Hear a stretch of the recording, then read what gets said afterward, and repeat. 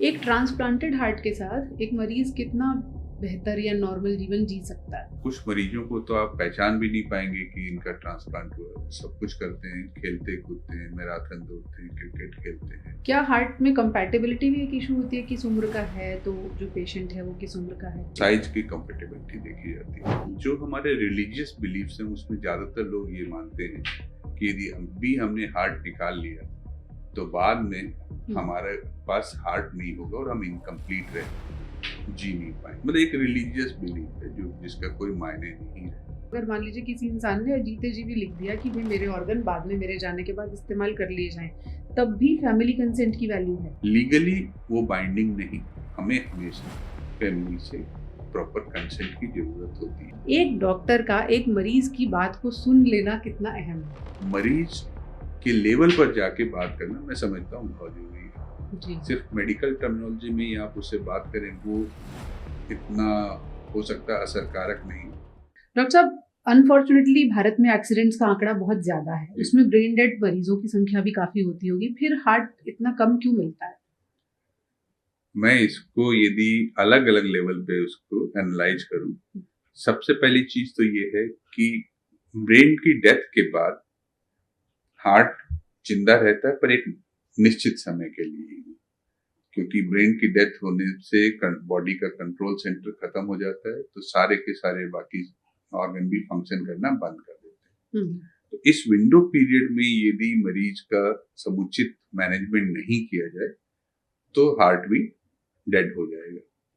तो इसलिए इन trauma victims को जरूरत होती है कि फर्स्ट एड के साथ साथ इनके बाकी सिस्टम्स का भी उचित मैनेजमेंट किया जाए ताकि हार्ट और दूसरे ऑर्गन जिंदा रह सके। ओके। अनफॉर्चुनेटली अपने यहाँ पर कम से कम नॉर्थ इंडिया में आप देखेंगे तो मेट्रोपॉलिटन को छोड़ के टीयर 2 सिटी या पेरिफेरी में इस प्रकार के सेंटर्स का पूर्णतः अभाव है जो इन कॉम्प्लेक्स ट्रॉमा पेशेंट्स को मैनेज कर सके और ऑर्गन्स को जिंदा रख सके। यानी छोटे शहरों में, गांव में वो सुविधा ही नहीं है। और सड़क के किनारे जितने भी हॉस्पिटल्स होंगे आप देखेंगे कि इस प्रकार के नहीं है। तो ये मेजर एक्सीडेंट का मतलब अपने यहाँ ज्यादातर केसेस में पूरी डेथ ही होती है।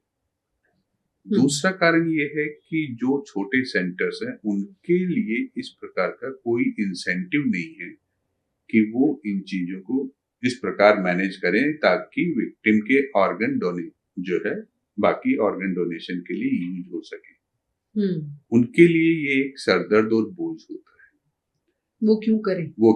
क्योंकि उनके लिए इस प्रकार का कोई इंसेंटिव नहीं होता, कोई गवर्नमेंट की तरफ से उनको रिकॉग्निशन नहीं होता, फाइनेंशियल गेन आप इन चीजों में ले नहीं सकते, बाय लॉ आप किसी भी प्रकार का कोई भी फाइनेंशियल गेन क्लेम नहीं कर सकते। तो उनके लिए कुछ ऐसा इंसेंटिव नहीं होता।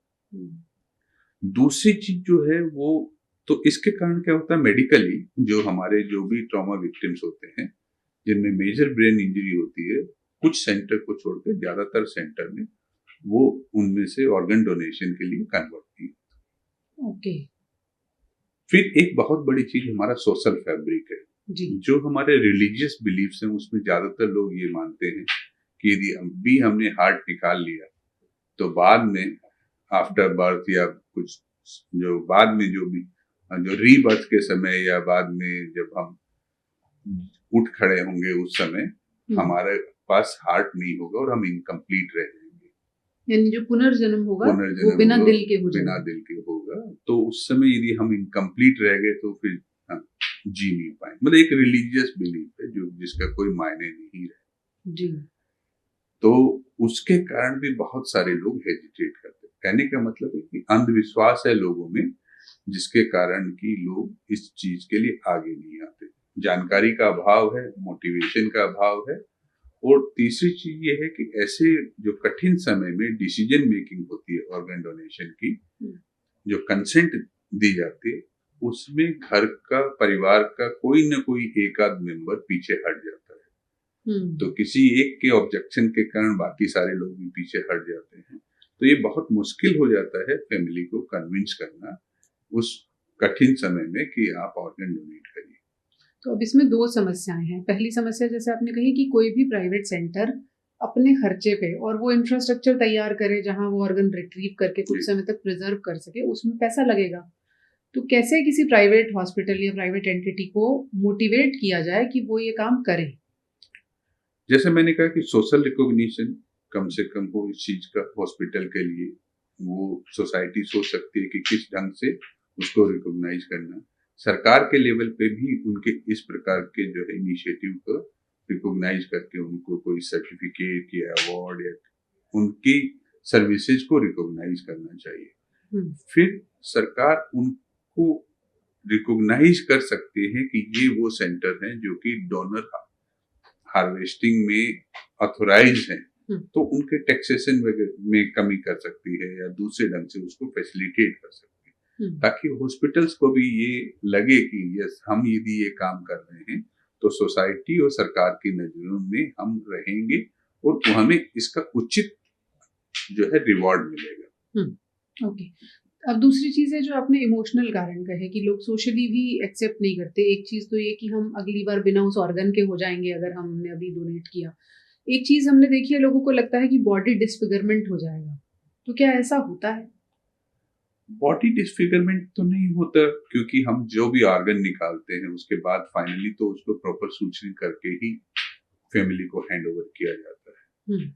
और इस प्रकार की चीज नहीं होती। यदि बोन तक भी लेते हैं तो उसकी जगह कोई ना कोई इम्प्लांट रख के उसको रिकंस्ट्रक्ट कर दिया जाता है ताकि बॉडी की शेप ज्यादा खराब नहीं हो। हम ये देखते हैं उत्तर भारत में भले ही डोनेशंस कम हो रहे हैं, ट्रांसप्लांट कम हो रहे हैं, दक्षिण भारत में काफी हो रहा है, तो क्या सोसाइटी भी अवेयर है या हॉस्पिटल अलग तरीके से तैयार हैं? दोनों चीजें हैं वहां पर। जो एक तो जैसे कि सोसाइटी में एक्सेप्टेंस ज्यादा है इसकी ऑर्गन डोनेशन की। किसी समय कोई ब्यूरोक्रेटिक या गवर्नमेंट डिसीजन की वजह से ये नीचे ग्रास रूट तक इम्प्लीमेंट हुआ कि यदि इस प्रकार का कोई है विक्टिम है तो उसकी इंफॉर्मेशन देनी है और एक प्रॉपर एल्गोरिदम डेवलप करी गई कि आप कहाँ कहाँ आपको इन्फॉर्म करना है, यानी वो एक सिस्टम इन प्लेस है। दूसरा, सोसाइटी भी ज्यादा अवेयर है और वो इस चीज को लेकर ये नहीं सोचते कि यदि हमने दिया अभी तो आगे अगले जन्म में आधे अधूरे रहेंगे। इन सब चीजों के अलावा जो इनके हेल्थ सेंटर्स हैं जो सड़क के किनारे हैं वो ज्यादा अच्छे इक्विप्ड हैं। तो उसमें पेशेंट को फर्स्ट एड के अलावा भी उचित ढंग से इलाज हो जाता है जिससे कि ऑर्गन बचे रहते हैं और वो इतने वक्त तक उस शरीर को जिंदा रख सकते हैं ताकि इनको एक बड़े सेंटर में ट्रांसफर किया जा सके। डॉक्टर साहब, हम देखते हैं कई लोग जीते जी ऑर्गन प्लेज करते भी हैं, लेकिन उनके भी ऑर्गन कई बार नहीं लिए जाते। तो अगर मान लीजिए किसी इंसान ने जीते जी भी लिख दिया कि भाई मेरे ऑर्गन बाद में मेरे जाने के बाद इस्तेमाल कर लिए जाएं, तब भी फैमिली कंसेंट की वैल्यू है? फैमिली कंसेंट तब भी जरूरी है, पर यदि किसी ने पहले प्लेज किया हो तो ये फैमिली के लिए एक मोटिवेशन का कारण हो सकता है कि हाँ उसकी इच्छा थी ये, इसलिए कम से कम हमें इच्छा का सम्मान करना चाहिए। लीगली वो बाइंडिंग नहीं, जो सेल्फ प्लेज है वो बाइंडिंग नहीं होती। हमें हमेशा फैमिली से प्रॉपर कंसेंट की जरूरत होती है। जरूरत तब भी होती है। तो ये जरूरत आपके और न चाहते हुए किसी न किसी इंसान को पड़ सकती है जब उसे हार्ट की जरूरत हो और उसकी वेटिंग लिस्ट में नंबर ही ना आए और बहुत देर हो चुकी हो। आप तो अपने ऑर्गन प्लेज कीजिए ही, साथ ही साथ अपने परिवार को भी इस बात के लिए तैयार कीजिए कि आपकी जो इच्छा है उसका सम्मान बाद में किया जाए, तब जाकर ये हार्ट ट्रांसप्लांट या किसी भी ऑर्गन डोनेशन और ट्रांसप्लांट का जो डिमांड सप्लाई सिस्टम है वो दुरुस्त हो सकेगा। डॉक्टर साहब, अब इस पर आते हैं कि आपको कितने समय में वो हार्ट मिल जाएगा तो आपके लिए वो ट्रांसप्लांट के लिए अच्छा रहेगा? वो टाइम पीरियड कितना होना चाहिए? टाइम पीरियड नहीं, पर यही है कि हार्ट का जो फंक्शन है वो नॉर्मल होना चाहिए। जब हम हार्ट को हार्वेस्ट करने की सोचते हैं, ब्रेन डेथ होने के बाद जो प्रोसीजर होता है यूजुअली उसको ब्रेन डेथ डिक्लेयर करने और हार्वेस्टिंग के बीच में मिनिमम 24 घंटे का वक्त लग जाता है। तो उसके बीच में हार्ट को उसका फंक्शन और खराब नहीं हो, अच्छे ढंग से काम कर रहा हो, उसमें और प्रकार की कोई वाल्व की या कोरोनरी आर्टरी की बीमारी नहीं हो, तो वो हार्ट अच्छा हार्ट समझा जाता है। हम देखते हैं वो एक बॉक्स में पहुंचता है ट्रांसप्लांट के लिए, अक्सर हमने देखा ग्रीन कॉरिडोर बना रहता है। क्या होता है उस बॉक्स में हार्ट को प्रिजर्व करने के लिए? एक तो जो प्रिजर्वेशन सॉल्यूशन होता है और दूसरा आइस होती है, क्योंकि यदि हम ठंडा रखेंगे, हार्ट का टेम्परेचर कम रखेंगे, तो वो हार्ट ज्यादा वक्त के लिए सुरक्षित रहेगा। क्योंकि जब हम ट्रांसपोर्ट कर रहे होते हैं तो हार्ट की कोई ब्लड सप्लाई नहीं होती है। नॉर्मली हार्ट की अपनी ब्लड सप्लाई होती है, उसको ब्लड कंटिन्यूस जा रहा होता है, तभी वो काम कर रहा होता है। जब एक बार हमने हार्ट निकाल लिया तो उसकी ब्लड सप्लाई खत्म हो गई है, तो हम कुछ दवाइयां देकर उनकी हार्ट की मेटाबॉलिज्म उस समय कम कर देते हैं। फिर उसको एक प्रिजर्वेटिव सॉल्यूशन में रखकर उसके आसपास आइस पैक करते हैं। जो आप बॉक्स देखते हो वो एक ऑर्डिनरी आइस बॉक्स होता है, जिसमें खूब सारी आइस रखी होती है। आइस के माध्यम से हम हार्ट का टेम्परेचर कम रखते हैं, ताकि हार्ट की मेटाबॉलिज्म कम रहती है, और जो इस्कीमिया पीरियड होता है, यानी जिस समय तक ब्लड नहीं मिल रहा, उसको वो बेटर ढंग से टॉलरेट कर लेता है। यानी वो तब तक ठंडे टेम्परेचर में काम चलता है। ठंडे टेम्परेचर में हार्ट को यदि रखा जाए तो 4 घंटे के बाद भी यदि हम उसकी सप्लाई को, हार्ट की सप्लाई को रीस्टेब्लिश करते हैं, तो वो काम करने लगता है। मैक्सिमम 24 घंटे में आप तक पहुंच जाना चाहिए। निकालने के बाद जितनी देर आप करेंगे उतना ही हार्ट का फंक्शन खराब होता जाएगा। तो हम 2 घंटे को एक अच्छा वक्त मानते हैं, 4 घंटे से 6 घंटे तक हम इस्तेमाल कर लेते हैं। अच्छा। पर उसके बाद संभव नहीं हो पाता, तब उसको हमें प्रिजर्व करने के लिए और कोई ना कोई मैकेनिज्म यूज करनी पड़ती है। हम हार्ट को किसी स्पेशलाइज सॉल्यूशन से परफ्यूज करेंगे ताकि हार्ट काम कर सके। तो एक चैलेंज तो ये भी है कि जहाँ जिस सेंटर से आ रहा है और दोनों सेंटर के बीच में दूरी 2 से 4 घंटे की ही हो, और फिर आपका ओटी तैयार हो, फिर पेशेंट वो तैयार हम हो। इस ढंग से कोऑर्डिनेट करते हैं कि जब हार्वेस्ट हो रहा हो तब तक जो रिसिपिएंट है उसको भी हम ओटी में लेकर इस प्रकार से करते हैं कि जैसे ही वो हार्ट ऑपरेशन रूम में आए तब वो रिसिपिएंट में लगाने की तैयारी पूरी हो चुकी है। क्या हार्ट में कंपैटिबिलिटी भी एक इशू होती है? किस उम्र का है, तो जो पेशेंट है वो किस उम्र का है? उम्र का नहीं, पर हाँ चेस्ट में उसका वॉल्यूम देखा जाता है। मान लीजिए कि कोई छोटा पेशेंट है, छोटी साइज का है, उसकी चेस्ट कैविटी का जो वॉल्यूम कम है, जो हार्ट की अपनी कैविटी है उसमें जहाँ रखने की जगह वो कम है, और जो हार्ट हमें मिला वो बहुत बड़ा है, उस कंडीशन में दिक्कत हो सकती है। ओके, तो साइज की कंपैटिबिलिटी देखी जाती है। एक तो 2 से 4 घंटे में लग जाए तो अच्छा है। 4 घंटे मतलब 2 घंटे आइडियल, 4 घंटे ठीक ठाक है, और 6 घंटे तक हाँ इस्तेमाल कर सकते हैं। फिर जिस पेशेंट में लगाया जा रहा है वो हार्ट, आमतौर पर आप अपने केस में जैसे देखते होंगे, कितना सक्सेस रेट है हार्ट ट्रांसप्लांट का? अब हार्ट ट्रांसप्लांट की सक्सेस रेट जो मॉडर्न मेडिसिन है उनसे काफी बढ़ गई है।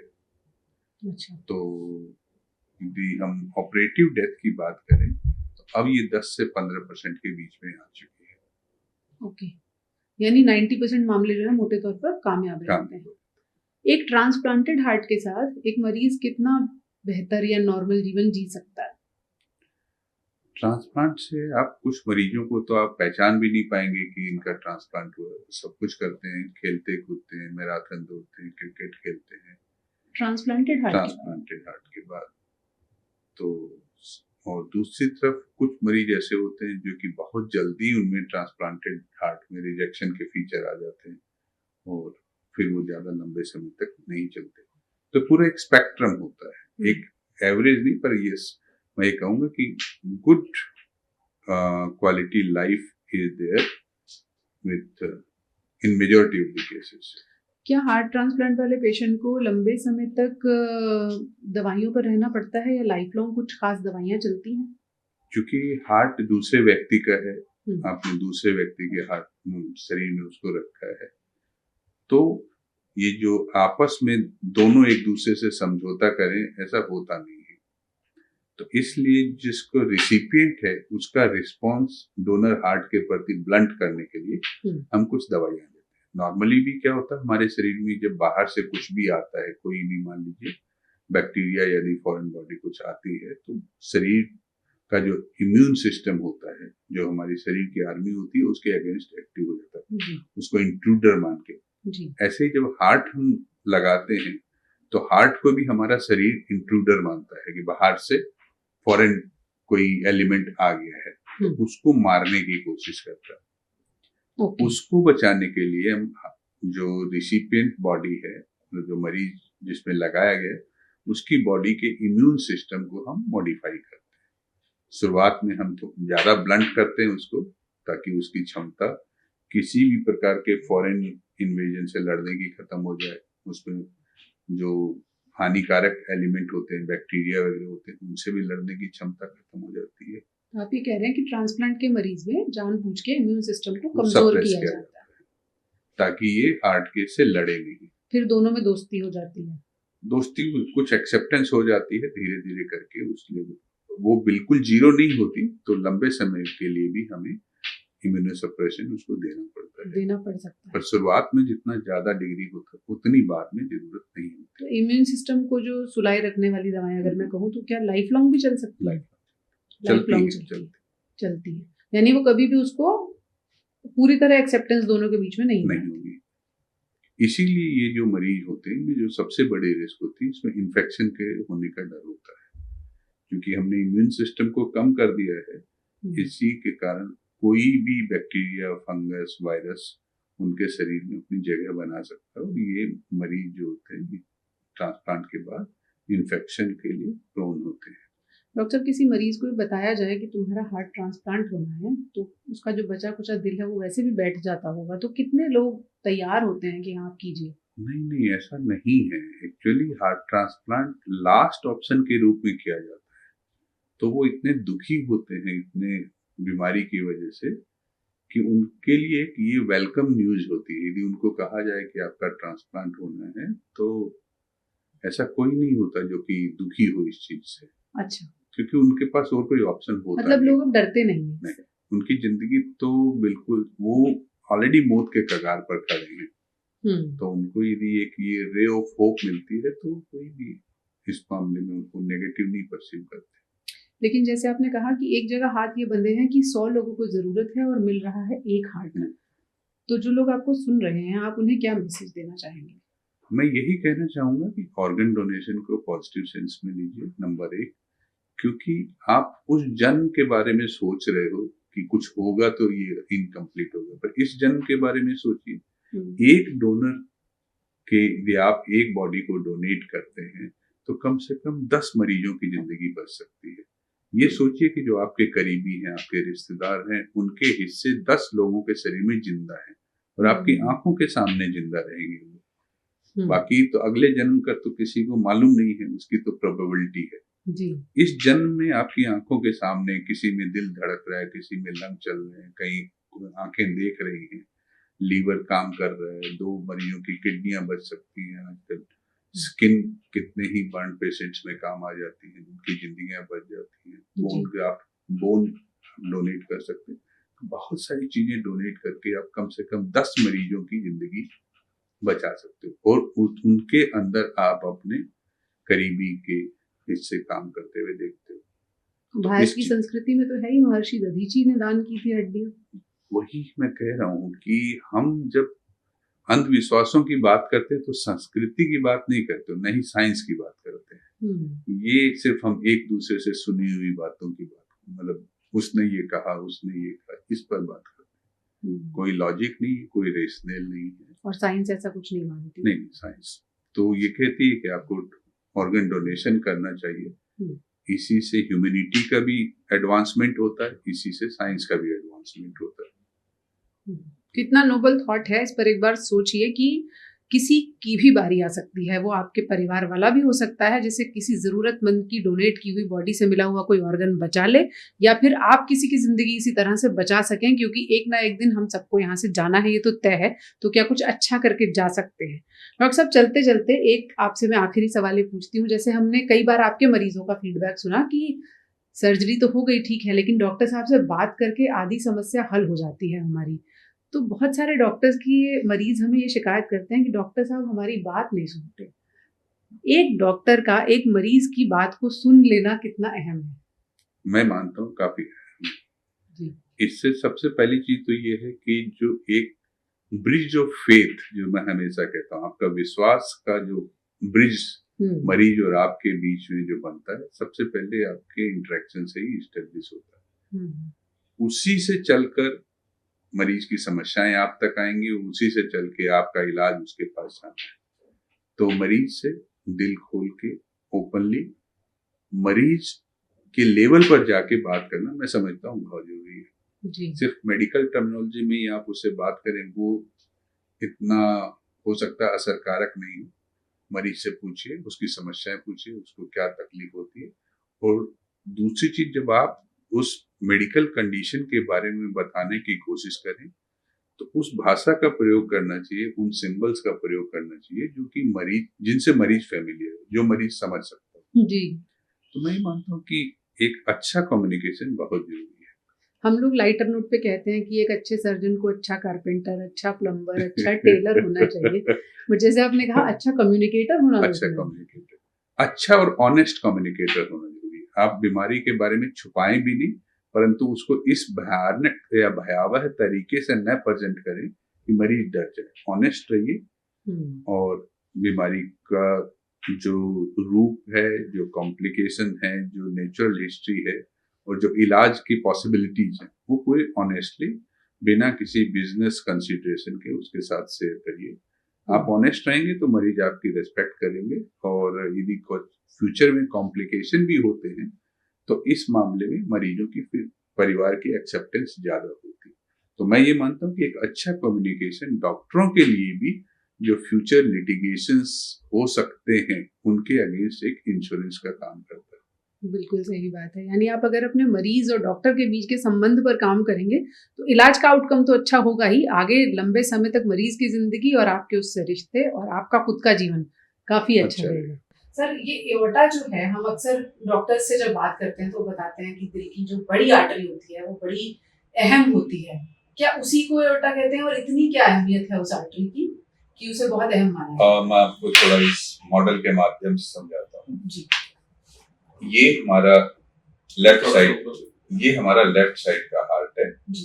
ये जो ऑक्सीजनेटेड ब्लड है पंप करता है पूरे शरीर के लिए। तो जो ये चैनल होती है, ये जो रेड में आप चैनल देख रहे हैं जी, जो लेफ्ट वेंट्रिकल से जो कनेक्टेड है, ये चैनल ये एओर्टा कहलाती है। ये जो पूरा रेड सिस्टम है, ये पूरा रेड सिस्टम जो है इसमें ये एओर्टा कहलाता है। ये जो सबसे बड़ी आर्टरी है जिसे एओर्टा कहा जाता है, ये क्यों फैलती है या इसमें ये चिथड़े से क्यों होने लगता है? इन सारी बीमारियों के पीछे ब्लड प्रेशर कॉमन डिनोमिनेटर होता है। यदि मरीज का ब्लड प्रेशर बढ़ा हुआ है तो हाँ, उसमें इस प्रकार की बीमारियां होने की संभावनाएं ज्यादा होती है। दूसरा जो मैं ये कहूँ कि जेनेटिक प्रीडिस्पोजिशन, कुछ कंडीशंस ऐसी होती है जिसमें कि एओर्टा की वॉल जो वीक होती है, तो उन कंडीशंस में भी ये एओर्टा या तो फैल सकती है या उसकी लेयरिंग हो सकती है, जिसको हम डिसेक्शन कहते हैं।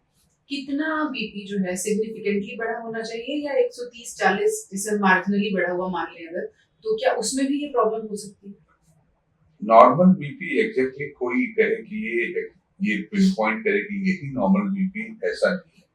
किसी व्यक्ति के लिए 130-40 भी बढ़ा हुआ हो सकता है, दूसरे व्यक्ति के लिए 130-40 नॉर्मल हो सकता है। तो जो नॉर्मल है वो व्यक्ति अलग अलग व्यक्तियों के लिए अलग अलग है, पर कॉमनली यही देखा गया कि जो एवरेज बीपी है उनसे ज्यादा होना ही जो है इन सब बीमारियों का मूल कारण है। इससे पहले कि एओर्टा के कॉम्प्लिकेशन और उनके समाधान पर जाएं, डॉक्टर साहब जैसे आपने हाई बीपी की बात कही, वो किस हद तक लाइफस्टाइल से जुड़ा हुआ है? काफी कुछ हाई ब्लड प्रेशर लाइफस्टाइल से जुड़ा हुआ है। यदि मुझे स्कोरिंग करनी हो तो मैं कहूंगा कि 95% केसेस जो लाइफस्टाइल से ही जुड़े हुए होते हैं। तो मतलब यदि आप एज को छोड़ दें, एजिंग के साथ साथ ब्लड प्रेशर बढ़ता है, परंतु अदरवाइज यदि लाइफस्टाइल हमारी ठीक नहीं है, खास करके यदि स्मोकिंग है, सॉल्ट एक्सेसिव सॉल्ट लेते हैं, डायबिटीज है, ओवरवेट है, स्लीपलेसनेस है, स्ट्रेस है, तो आपका बीपी बढ़ जाएगा। और ऐसा कहा जाता है डॉक्टर साहब कि ऐसे लोग बहुत ज्यादा हैं जिन्हें पता ही नहीं है कि उनका ब्लड प्रेशर हाई है। ये बिल्कुल सही बात कह रहे हैं। ब्लड प्रेशर बढ़ने के साधारणतः कोई भी सिम्टम नहीं होता जब तक कि एडवांस कोई कॉम्प्लिकेशन नहीं हो जाए। हार्ट फेलियर हो गया, स्ट्रोक हो गया, हार्ट अटैक आ गया, वो तो फिर हॉस्पिटल बताएगा कि आपको जब जाते हैं तभी आपको मालूम पड़ता है कि आपका ब्लड प्रेशर हाई है। तो जैसे आमतौर पर लोग मानते हैं सिर दर्द होगा, चक्कर आएगा, सर में भारीपन होगा या घबराहट होगी, ये सारा मिसकंसेप्शन है। लोग सोचते हैं कि ब्लड प्रेशर बढ़ने से सर दर्द होता है। यदि ऐसा होता तो हिंदुस्तान में हर दूसरा व्यक्ति अपना सर पकड़ के घूम रहा होता। वैसे भी लोग सर दर्द में चाय पी लेते हैं। ये नहीं सोचते कि बीपी चेक करें। होता ये है कि वो हाइपरटेंसिव होते हैं और किसी कारण से यदि उनको सर दर्द होता है तो उनको लगता है कि ब्लड प्रेशर तो नहीं बढ़ गया, तो इसलिए वो अपना ब्लड प्रेशर चेक कराते हैं। तब पहली बार उनको मालूम पड़ता है कि वो हाइपरटेंसिव। किसी इंसान को अगर ये जानना हो कि मेरा ब्लड प्रेशर कितना है, मैं यूजुअली सिंगल रीडिंग पे ये डिसाइड नहीं करता हूँ। मैं मरीज को हमेशा कहता हूँ कि एक हफ्ते के लिए आप मॉर्निंग और इवनिंग का अपना ब्लड प्रेशर रिकॉर्ड करिए और एक हफ्ते में पैटर्न देखकर फिर हम डिसाइड करते हैं। कभी कभी किसी स्ट्रेस की वजह से या कोई कारण की वजह से मरीज का ब्लड प्रेशर बढ़ा हुआ हो सकता है और उसको हम पैथोलॉजिकल नहीं मान सकते। तो एक पैटर्न देखकर ये डिसाइड करना डॉक्टर के लिए इम्पोर्टेंट होता है कि इस मरीज का ब्लड प्रेशर वास्तव में बढ़ा हुआ है कि नहीं। और मॉर्निंग और इवनिंग दोनों अलग अलग समय पे करना क्यों जरूरी है? इसलिए कि मॉर्निंग ब्लड प्रेशर, चूंकि आप रात को सोकर शांत उठे हैं तो आपका ब्लड प्रेशर कम होगा। दिन भर की भाग दौड़ और स्ट्रेस के बाद अब जब आप शाम को ब्लड प्रेशर नापते हैं, थके हुए होंगे, थोड़ा स्ट्रेस्ड आउट हो गए, तो आपका ब्लड प्रेशर थोड़ा ज्यादा एक्सपेक्टेड। दोनों चीजों को आप दिमाग में रख के फिर डिसाइड करें कि इसको दवाई देनी है कि नहीं देनी। दवाई देनी है तो उसकी टाइमिंग क्या होनी चाहिए।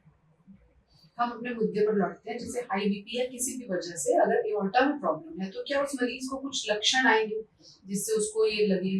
ये सबसे खतरनाक स्थिति है कि एओर्टा साधारणतः अपनी बीमारी के बारे में मरीज को कुछ नहीं कहता। लंबे समय तक इसकी प्रॉब्लम साइलेंट रहती है और ज्यादातर या तो इंसिडेंटली आप और किसी चीज का इन्वेस्टिगेशन करा रहे होते हैं तब डिटेक्ट होती है, या फिर आपको ये इमरजेंसी सीधा इमरजेंसी लेके जाती है।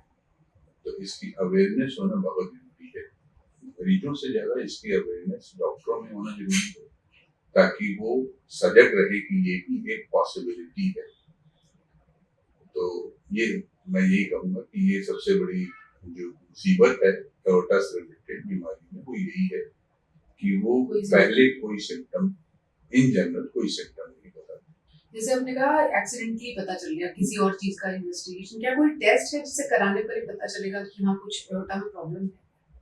अब बहुत सारे टेस्ट मतलब इस प्रकार के हो गए। मान लीजिए जैसे कि आप एमआरआई कराते हैं, उसमें बढ़ी हुई एओर्टा दिख सकती है या डिसेक्टेड एओर्टा मालूम पड़ जाती है। इसी प्रकार के सीटी है, सीटी स्कैन से आपको मालूम पड़ सकता है। कुछ पार्ट है जो कि अल्ट्रासाउंड, जैसे कि यदि पेट की एओर्टा में यदि दिक्कत है तो अल्ट्रासाउंड से भी पिकअप हो जाती है। छाती में जो ऊपर की तरफ सामने की तरफ जो एओर्टा है वो हम इकोकार्डियोग्राफी से भी देख सकते हैं। तो अलग अलग पार्ट्स की एओर्टा के लिए अलग अलग इन्वेस्टिगेशन है। पर यदि आप एक बार सस्पेक्ट करते हैं कि हाँ इसमें प्रॉब्लम हो सकती है तो फिर अप्रोप्रिएट इन्वेस्टिगेशन आप चूज करके इन्वेस्टिगेशन करवा सकते हैं। आपके पास जो पेशेंट आए, आपने उनमें एओर्टा की बीमारी पकड़ी, तो आप तक जब वो पहुंचे तब ज्यादातर किस तरह की शिकायत के साथ पहुंच रहे होते? जैसे मैंने कहा कि उनको मान लीजिए तो चेस्ट इन्फेक्शन था, उसके लिए फिजिशियन ने एक एक्सरे ऑर्डर किया। उसमें देखा कि जहाँ पर सेंट्रल हिस्सा होता है एक्सरे का उसमें कुछ फैलाव है, तो सस्पेक्ट कर सकते हैं कि हाँ कुछ गड़बड़ है। तो जो छाती के एनेरिज्म होती है ज्यादातर इसी प्रकार डिटेक्ट होती है। किसी अन्य बीमारी के लिए उनका एक्सरे किया गया और एक्सरे में उन्होंने देखा कि वो हिस्सा जहाँ एओर्टा होती है वो फैला हुआ है। तो फिर वो फर्दर इन्वेस्टिगेशन सीटी, एंजियो या एमआरआई करते हैं तो वो डिटेक्ट हो जाता है। तो मरीज आपके पास आया तो सर्जरी ही एकमात्र सर्जरी है, इंडोवेस्कुलर इंटरवेंशन। तो आजकल ये भी एक संभावना होती है कि हम उस एन्यूरिज्मल सेगमेंट को एक्सक्लूड कर देते हैं सर्कुलेशन से, बीच में हम उसमें स्टेंट डाल देते हैं तो ब्लड जो है वो स्टेंट से होके जाता है।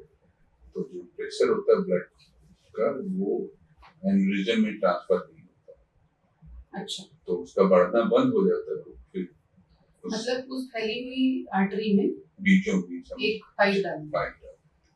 ओके, तो ये भी एक तरीका है।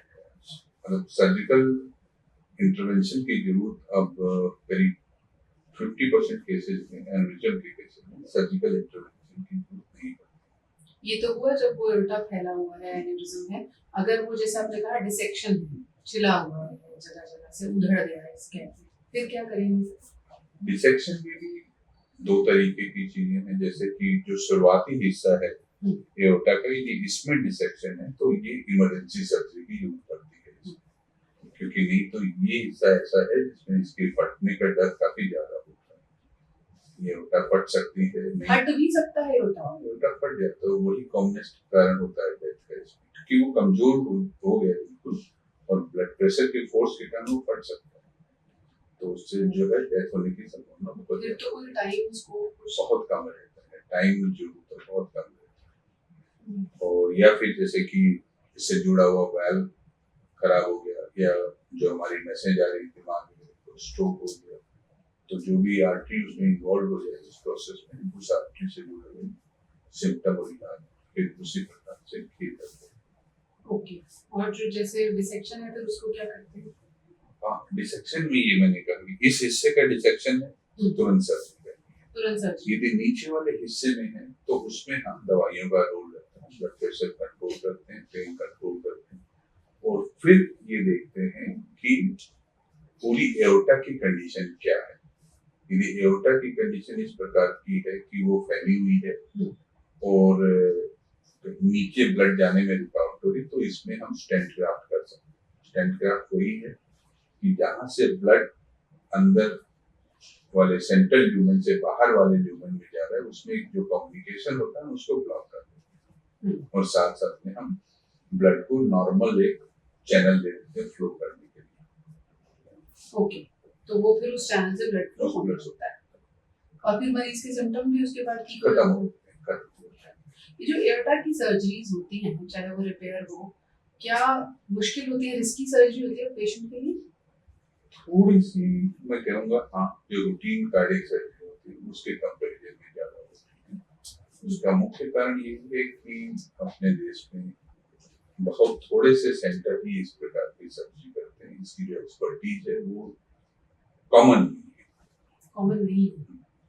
और ये सर्जरी खोल के ही की जाएगी अगर स्टेंट का ऑप्शन नहीं है तो? हाँ, यदि स्टेंट नहीं है तो फिर खोलने के अलावा तो कोई ऑप्शन नहीं है।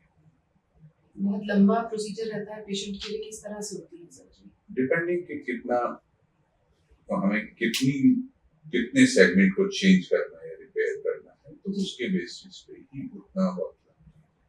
पर जो रूटीन ऑपरेशन होते हैं वाल्व बदलने के या बाईपास ऑपरेशन से, उनसे ये थोड़ी ज्यादा कॉम्प्लिकेटेड और ज्यादा टाइम कंज्यूमिंग सर्जरी होती है। अगर आप मान लीजिए कि चेंज ही कर रहे हैं कोई हिस्सा, तो उसमें फिर क्या किया जाता है? कुछ नया कुछ लगाया जाता है, क्या करते हैं? जो पॉलिस्टर फैब्रिक के बने हुए ग्राफ्ट होते हैं जो आर्टिफिशियल एओर्टा के रूप में काम करते हैं। आर्टिफिशियल एओर्टा भी आता है? यही हुआ कि आपको यदि डिजीज एओर्टा को हटाएंगे, एसेंशियली एओर्टा एक पाइप ही है, ये पाइप है जिसका कपड़ा फट गया है। हाँ, तो यदि ये फट गया है या कुछ प्रॉब्लम है या नॉर्मल हो गया और हमें चेंज करना है, तो इसकी जगह पर हम एक जो पॉलिस्टर फैब्रिक का बना हुआ पाइप इंसर्ट करते हैं, जिसको हम बैकग्राउंड बोलते हैं। उसके बने हुए ग्राफ्ट होते हैं और इनर्ट होते हैं, कोई इम्यूनोलॉजिकल रिएक्शन नहीं होती उनकी, और लंबे समय तक के लिए सलीम टिके रहते हैं। तो उसको एक बार किसी ने ये सर्जरी कराई, फिर कितने साल तक उसको आमतौर पर दिक्कत नहीं आती, ऐसा कुछ बताया जा सकता है? डिपेंड करता है कि अंडरलाइन पैथोलॉजी क्या है। यदि पैदाइशी बीमारियां हैं, कनेक्टिव टिश्यू डिसऑर्डर है, तो उनके दूसरे हिस्सों में भी बीमारी होने की संभावना बढ़ जाती है। इसलिए एओर्टा के मरीजों को रेगुलर जैसा भी डॉक्टर एडवाइस करें उसके फॉलोअप में रहना चाहिए। कुछ प्रकार की बीमारियां मैं कहूँगा कि हाँ क्योरेबल होती हैं, कि आपने हिस्से की बीमारी को ऑपरेट करवा लिया और बाकी किसी हिस्से में बीमारी नहीं है, आप अपना ब्लड प्रेशर कंट्रोल में रखते हैं, तो मैं कहूँगा कि हाँ उसको ज्यादा परेशान होने की जरूरत नहीं है। क्या ऐसे भी मामले होंगे जिसमें रिपेयर सर्जरी ये भी ऑप्शन नहीं रहेंगे, फिर वो मरीज हार्ट ट्रांसप्लांट की तरफ जाएगा? एओर्टा की बीमारियों की वजह से हार्ट ट्रांसप्लांट की जरूरत नहीं पड़ती, परंतु एओर्टा से जुड़ा हुआ यदि एओर्टिक वाल्व खराब हो गया है, लंबे समय तक उसका इलाज नहीं किया गया, तो वाल्व की खराबी की वजह से यदि एओर्टा यदि हार्ट मसल्स खराब हो गई है, तो हम कभी कभी ट्रांसप्लांट की जरूरत पड़ सकती है, पर वो बड़ा रेयर होता है। वाल्व कहाँ, ये जो ऊपर तीन हम देख रहे हैं वहाँ कहीं वाल्व लगे रहते हैं फ्लैप की तरह? वेल्व यहाँ पर है ना, ये वेल्व है, ये तो एक मॉडल है वेल्व से, पर ये एरिया जो हार्ट और एओर्टा के बीच का जो जंक्शन है जी, यहाँ पर वेल्व लगा होता है। ओके, इसमें दिखाने की कोशिश, या फिर मैं दूसरे आपको दिखाता हूँ। अच्छा, ये हार्ट है, लेफ्ट वेंट्रिकल, ये एओर्टा है, इसके बीच में यदि आप यहाँ पर देखें, व्हाइट सा जो दिख रहा है, व्हाइट में डिफाइन टिप, ये एओर्टिक वाल्व, ये वेल्व, तो एओर्टा जब फैलती है तो ये वाल्व भी खराब हो जाता है, इनकॉम्पिटेंट हो जाता है, लीक करने लगता है। ओके, तो इसीलिए एन्युरिज्म की जो प्रॉब्लम होती है वो वाल्व की प्रॉब्लम के रूप में भी मैनिफेस्ट कर सकती है। ओके, कितना समय आपको लगता है एओर्टा रिपेयर करने में या उससे जुड़ी हुई सर्जिकल इंटरवेंशन करने में? ऑपरेशन कितना लंबा चलता है? वक्त के बारे में कहूँ तो 5 घंटे से लेकर 15 घंटे तक। 15 घंटे? कुछ सर्जरी इस प्रकार की होती है जिसमें 15 घंटे लग सकते हैं, वरना 5 घंटे तो लगेंगे। 5 घंटे तो लंबा काम है सर। नहीं, बाकी तो देखते हुए तो 5 घंटे कम लगते हैं, मतलब दिखते हैं। तो एक तो चीज कही आपने कि अगर एओर्टा की परेशानियों से बचना है तो सबसे पहले बीपी कंट्रोल करें, हाई बीपी, और दूसरी चीज स्मोकिंग में भी एओर्टा की वॉल वीक होती है। ओके, यानी आप जो मोटे तौर पर हम समझ रहे हैं चीजें दोनों ही बुरी हैं, स्मोकिंग और अल्कोहल, लेकिन कंपैरेटिवली स्मोकिंग ज्यादा नुकसान करती है। किन मामलों में डॉक्टर साहब हार्ट ट्रांसप्लांट की नौबत आती है? ऐसे कुछ केसेस होते होंगे जब हार्ट में जो भी चीजें हैं उनको सर्जिकली भी रिपेयर करना संभव नहीं है। हार्ट ट्रांसप्लांट की जरूरत तब पड़ती है जबकि ये जो हमारी मसल्स हैं, ये जो मसल, हार्ट बेसिकली एक पंप होता है, मसल पंप होता है। जब हमारी ये मसल्स खराब हो जाती है तो ट्रांसप्लांट की जरूरत पड़ती है। मसल की स्लो हो गई, हाँ, मतलब उसका फंक्शन कम हो गया, वो जैसे कि नॉर्मल ऐसे कॉन्टेक्ट कर रही हो, ये बीमार मसल इस प्रकार कॉन्टेक्ट कर रही है, तो उसमें जरूरत पड़ती है। अब क्यों, किस कारण से ये खराब हुआ, उसमें 3 मोटे मोटे कारण हो सकते हैं। एक तो कि वाल्व की बड़ी लंबी बीमारी है, जो वाल्व की सारी बीमारियां अल्टीमेटली मसल पंप को भी अफेक्ट करते हैं। बहुत लंबी बीमारी, मान लीजिए एओर्टिक वाल्व की बीमारी है, माइट्रल वाल्व की बीमारी है, लंबी बीमारी है, तो उसमें मसल पंप खराब हो गया। दूसरा, हार्ट को जो ब्लड सप्लाई मिलती है वो इन आर्टरीज के द्वारा मिलती है, जो आप ये रेड सरफेस पे मार्किंग देखते हैं, कॉर्नरी आर्टरी जी। इन कॉर्नरी आर्टरी में ब्लॉक आया, हार्ट अटैक हो गया।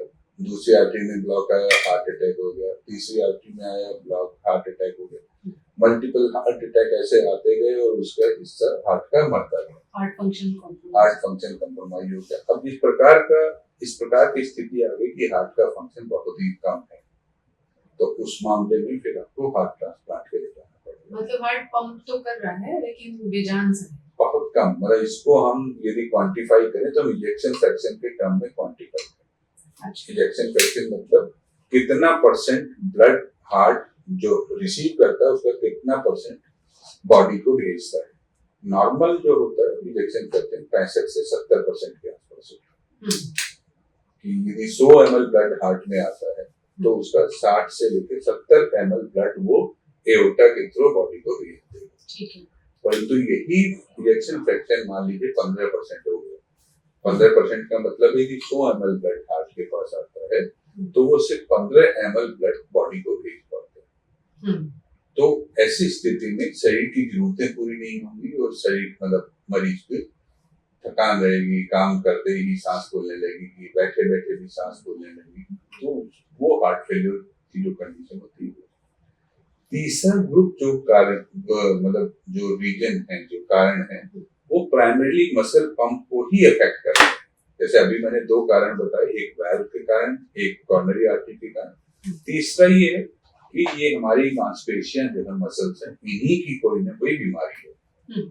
एक कॉमन बीमारी जैसे मैं कहूँ मायोकार्डाइटिस है। मायोकार्डाइटिस मतलब मायोकार्डी मसल पंप को इन्फ्लेमेशन किसी भी कारण से, मतलब अपने हिंदुस्तान में प्रेगनेंसी के बाद कभी कभी पोस्टमार्टम मायोकार्डाइटिस हो जाती है, जिसके कारण यंग लड़कियों में हार्ट ट्रांसप्लांट की जरूरत पड़ती है। या फिर ये कितना कॉमन है डॉक्टर? है मत पर सबसे ज्यादा इसलिए भी ये इम्पोर्टेंट है कि प्रेगनेंसी भी नॉर्मल हेल्दी लड़की थी, उसके बाद जो है अचानक सांस फूलने लगी, जिसका कुछ इलाज नहीं हो पा रहा, तो उसको इग्नोर नहीं करना चाहिए, तो उसको दिखाकर उसको प्रॉपर इलाज करना चाहिए। एम्स में हमारी जो सबसे लंबी सर्वाइवर है उनकी डायग्नोसिस यही थी, डिलीवरी के बाद मार्काडा। ओके।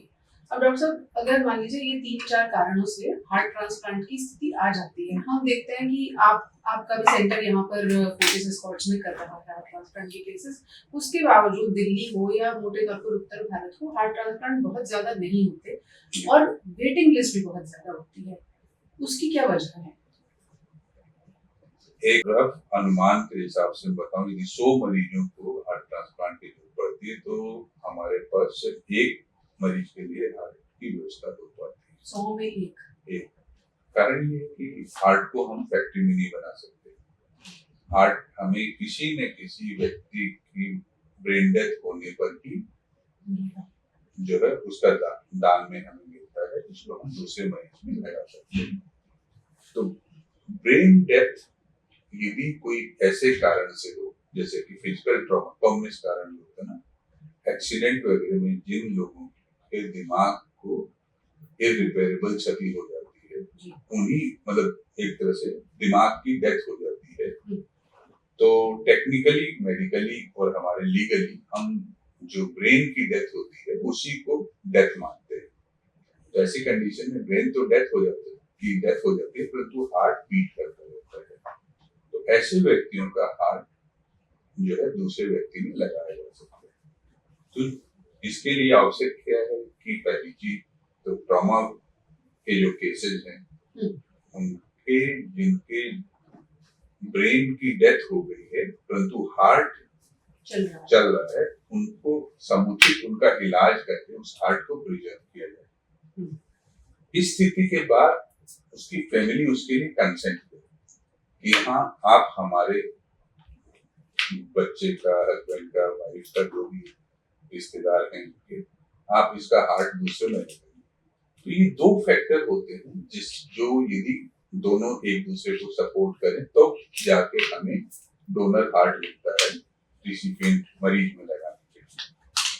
भारत में जो एक्सीडेंट्स का आंकड़ा है वो अनफॉर्चुनेटली काफी ज्यादा है, उसमें ब्रेन डेड पेशेंट्स की संख्या भी होती होगी, तो क्या उसके बावजूद प्रैक्टिकली हार्ट नहीं मिल पाते? नहीं, हमारे पास ऐसी कोई मैकेनिज्म नहीं है। मैंने कहा कि ब्रेन डेथ के बाद हमारे पास एक लिमिटेड विंडो ही रहती है जिसमें कि हम हार्ट को यूज कर सकते हैं। कितना समय रहता है? मरीज से मरीज पर ये वैरी करता है, परंतु कुछ वक्त के बाद ऐसा नहीं है कि ब्रेन डेथ होने के बाद इंडेफिनिट पीरियड तक हार्ट काम करता है, ऐसा नहीं, क्योंकि ब्रेन डेथ होने के बाद शरीर में ऐसे बहुत सारे चेंजेस होने चालू हो जाते हैं जो अल्टीमेटली हार्ट की भी जो है डेथ हो जाएगी उसमें, क्योंकि ब्रेन डेड हुआ तो बाकी कंट्रोल सेंटर फेल हो जाने पे शरीर की सारी मैकेनिज्म फेल होने लगती है, सब शट डाउन होने लगती है। तो यदि उचित समय पर इंटरवेंशन नहीं हो तो ब्रेन डेथ के बाद कुछ देर के बाद हार्ट भी खत्म हो जाएगा। इस चीज को इंश्योर करने के लिए एक moderate size well equipped hospital और स्पेशलिटी की जरूरत होती है। हमारे पास अनफॉर्चुनेटली हमारे जो टीयर 2 सिटी हैं या जो पेरिफेरीज हैं उनमें इस प्रकार के हॉस्पिटल्स का बहुत बड़ा अभाव है। यदि हाईवे पर एक्सीडेंट हो जाता है तो यूजुअली वो मेट्रोपॉलिटन के ट्रॉमा सेंटर तक पहुंचते अधिकतर मरीजों की डेथ हो जाती है।